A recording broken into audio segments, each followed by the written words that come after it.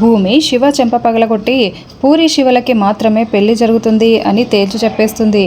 తర్వాత భూమి ఇంకా టెర్రస్ పైనే నిలబడి ఉంటే శివ ఏడుస్తూ గార్డెన్లోకి వచ్చి బిందుకి కాల్ చేస్తూ ఉంటాడు.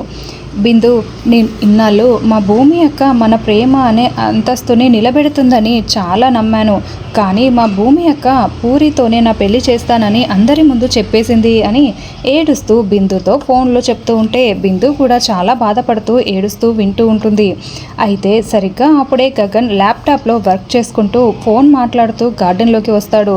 పైనుండి భూమి ఇదంతా చూస్తూ అయ్యో ఈ శివ అక్కడ బిందుతో మాట్లాడుతున్నట్టున్నాడు.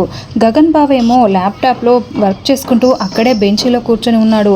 శివని చూస్తే ఇంకేమైనా ఉందా, అయ్యో దొరికిపోతాడే, అలా జరగకూడదు అని భూమి టెన్షన్ పడుతూ శివ శివ అని మెల్లగా పైనుండే పిలుస్తూ ఉంటుంది.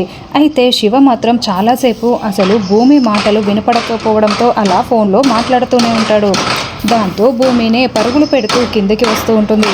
బావా బావా, అర్జెంటుగా నీతో నేను ఒక విషయం మాట్లాడాలి బావా అని భూమి అడుగుతూ ఉంటే భూమి ప్లీజ్ ప్లీజ్ నేను కూడా అర్జెంట్ ఇంపార్టెంట్ ఫోన్ కాల్ ఒకటి మాట్లాడుతూ ఇదిగో ఇప్పుడే వర్క్ ఫినిష్ చేయాలి భూమి, నేను తర్వాత మాట్లాడతాను ప్లీజ్ అంటూ గగన్ ఫోన్లో మాట్లాడుతూ ఉంటాడు.